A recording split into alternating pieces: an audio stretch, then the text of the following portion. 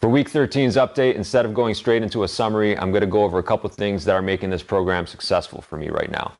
Number one is my program adaptation, and number two is finding what works well in terms of fueling. So my program adaptation has been to get on the bike instead of doing my easy cardio days on foot. All the time I've been spending on my feet at work, running, has been putting too much strain on my calves. So instead of doing my easy cardio on foot, I'm on the bike and it's working really well. Last week it worked really well. I got through my threshold session, my stride session without calf pain building up. This week I'm going to do the same, and I'm actually feeling cardio benefits from how I'm able to push on the bike. So it's benefiting me in two ways. It's taking away calf strain and it's making my cardio better. Now that the weather's nicer, I've also added hill sprints to my routine, which has been really good. It has even less strain on the gastroc specifically in the calves and more on the soleus, because when you're running uphill, you're more in a bent leg position, putting strain more on those deep muscles instead of the superficial muscles that get strained more on flat surfaces. On top of that, when I'm doing the hill sprints, I'm getting full neuromuscular drive, so sprinting as hard as I can, and there's minimal wear and tear on the body. And those fast twitch muscle fibers are really what I need to tune up right now, doing the hill sprints, now adding VO2 max sessions this week, and threshold runs. The second thing that's been helping me during this program is finding what works well for nutrition and fueling and the timing. The last thing you want during a training session or race is regurgitation or stomach upset because you ate too close to the training session or what you ate isn't digesting well. So the types of meals I'm eating around my workouts are usually high carb, low fat, moderate protein. One of my go-to meals lately around workouts has been steel cut or large flake oats cooked with bananas, pressed cottage cheese with honey. So this is a mix I make out of pressed cottage cheese and honey, so it's sweet but also has high protein, low fat. And for my post-workout, I added additional fat that's almond butter.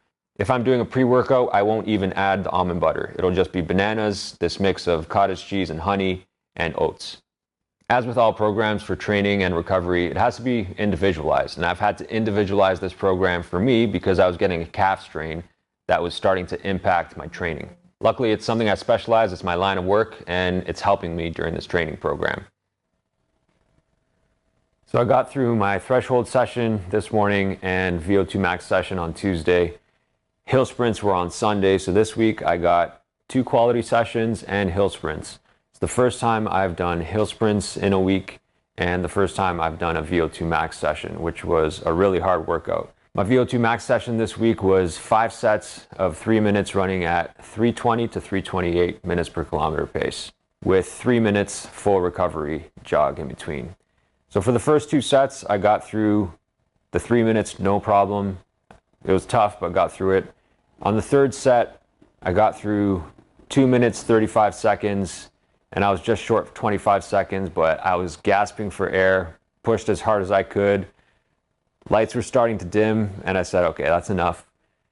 I did my 3-minute recovery, and I split up my fourth set into 2 sets of 1 minute, and then last set was 1.5 minutes to make up for that half minute that I didn't get through on set 3. Set number 5, after the 3-minute recovery, I got through the full 3 minutes, which was great. I think what happened initially was my recovery jogs for those 3 minutes between the first 2 sets were at too fast of a pace, and it just burned me out by the time I had to do the third set. But I got through the whole workout, got the volume I needed at the set pace. And on Wednesday, because I had that hard VO2 max session, instead of getting on the bike and doing cardio and pushing through cardio on Wednesday, I just did a recovery day for cardio. I did a light workout, some stretching at the gym, because this morning on Thursday, I had to do my threshold session, which was 8 sets of 3 minutes running at 3:48 to 4 minute pace with 1.5 minute recovery jogs. And I got through today's workout. It was challenging, but I got through all sets. I didn't have to make any modifications, but I'm learning as I go. So next week when I do my VO2 max session, I'll know that I'll have to make my recovery jogs a little slower for those 3-minute recoveries so that I can get through each set fully. So far so good with calves. The modification I've made to my program, of staying off my feet for the easy cardio days and getting on the bike instead.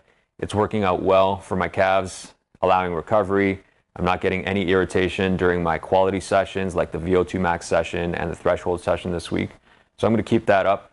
I'm going to keep the hill sprints on Sundays, and I feel like this program is going to get me to where I need to be by race day. I'll see you next week for week 14's update.